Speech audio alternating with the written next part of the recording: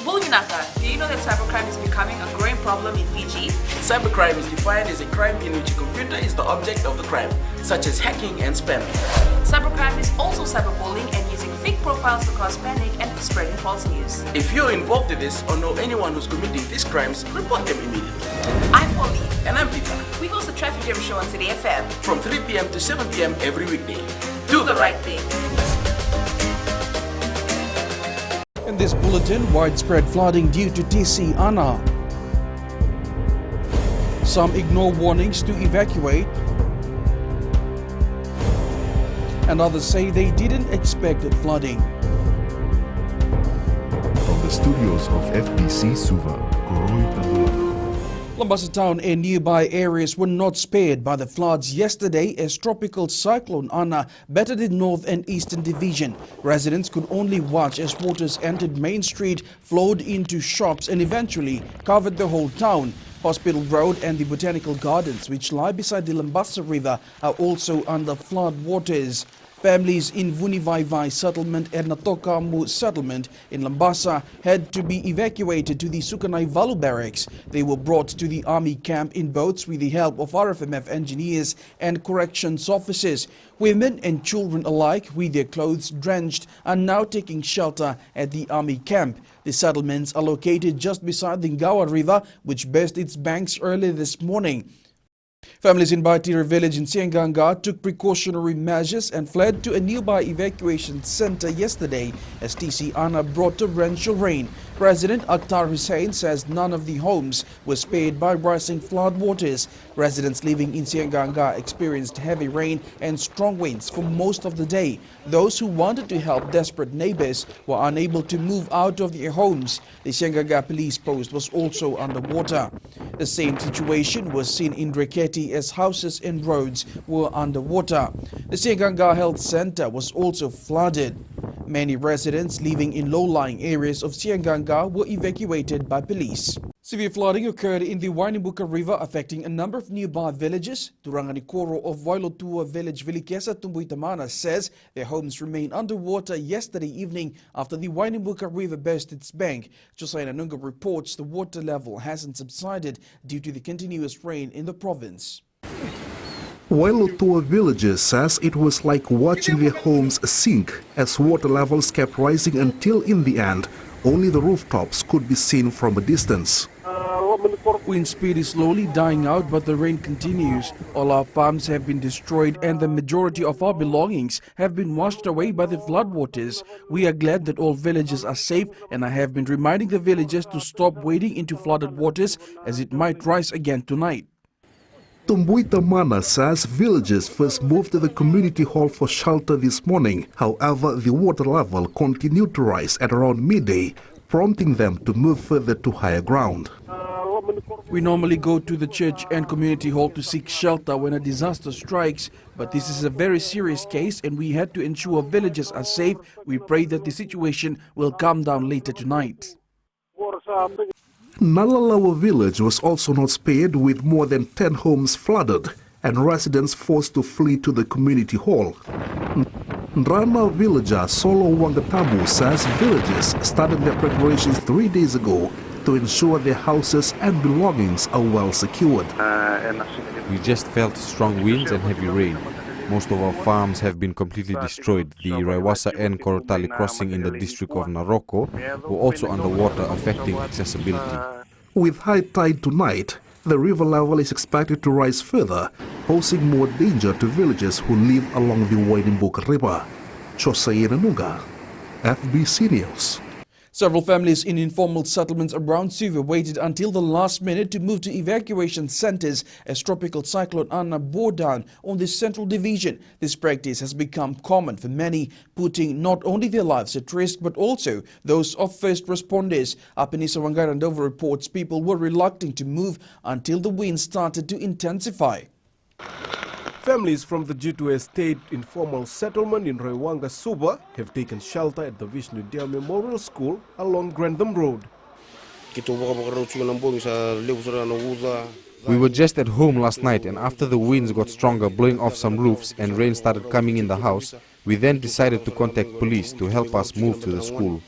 Many of these people only moved after seeing the severity of the winds. Across from Jitu is Wailea settlement, where residents have remained in their homes despite the strong winds and heavy rain. From last night, heavy raining, still going. Was flood, heavy rain, was strong windy, some tin is fall down. Devi says floodwaters entered her house last night. However, she is still undecided on whether to move to an evacuation center. Yeah, maybe. If the heavy rain come, then we go. Many children were also seen roaming the streets in Wailea without supervision. Police are now stationed at evacuation centers as well as these settlements to control unnecessary movement. Apenisong Grandobu, FBC News. Over 10 families of Veresi settlement in Andera had to be moved to an evacuation center at 3 a.m. as TC Ana was hammering the Eastern Division. Residents say they were not prepared for the Category 2 cyclone. 16 houses were affected, and despite the numerous advisories, some residents say they were not aware of the severity of the winds. Residents say they returned home only to see damages to their houses and household items. The same community came under the spotlight when children were spotted swimming in a nearby creek. Police had to intervene and those involved were taken in for questioning. We were not even told what category was the cyclone, but we only knew there will be winds, but not as we experienced. What happened last night has taught us many lessons. We were not ready and had taken the advisory lightly. When the wind blew onward proofs, that's when we decided to contact police, who then came and helped us move. Up ahead, more coverage of the flooding. And TC Ana affects parts of Yasawa. Stay with us.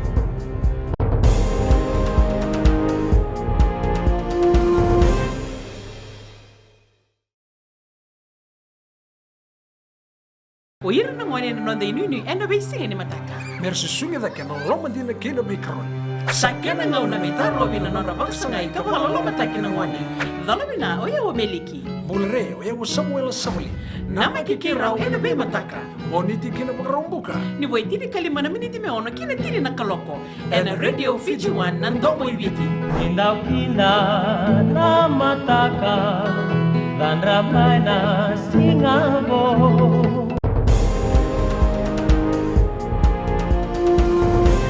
Earlier yesterday, residents of Ndawakoto settlement in Verata, Wailevu Nosori, had to flee their homes for safety as floodwaters entered their homes. Resident Antunaisa Vondovondo says they woke up to floodwaters around their homes and the situation worsened when the Reo River burst its banks. Vondovondo says some houses in low-lying areas were submerged in floodwaters with plantations destroyed. Roads were also flooded. We started experiencing heavy rain from last night. That's when surface flooding started occurring.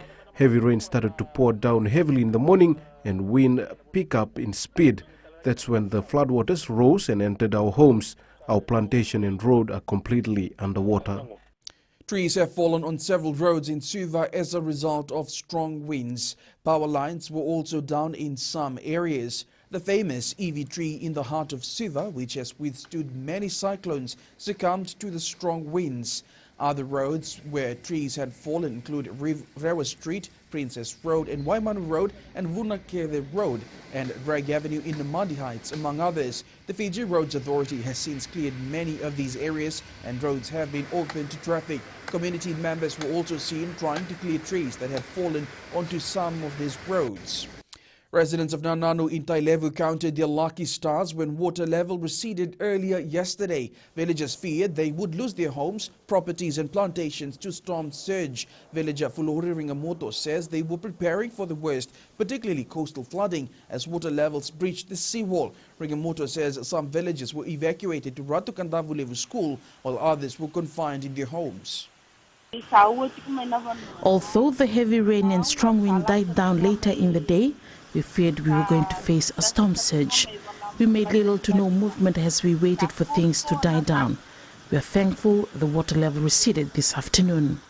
Tropical cyclone Anna has destroyed many farms and some houses in the Yasawis. Tamasua villager Siona Ratulevu says tree branches and debris are scattered everywhere and storm surges partly damaged houses along the coast. Ratulevu says communication was disrupted at around 6 p.m. on Saturday, the exact time TC Anna made landfall in the Yasawa group.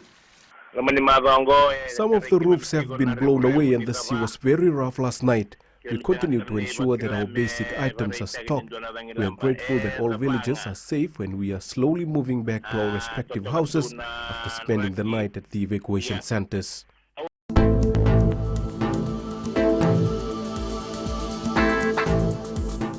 Heavy rain and wind will be experienced over most parts of the country today. A flood warning is in force for low-lying areas.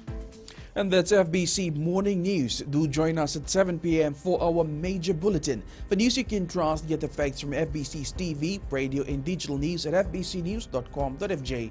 Take care and good morning.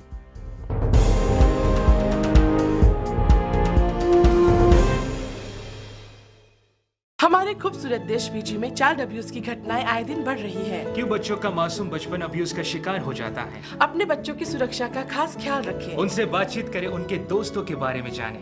आज के बच्चे देश का भविष्य है। मैं दीप्ति और मैं मोनिश, आपके हमसफर। शामिल हो जाए हमारे साथ मंडे टू फ्राइडे 5:45 AM से 10 AM तक रेडियो फिजी 2 देश की धड़कन पर।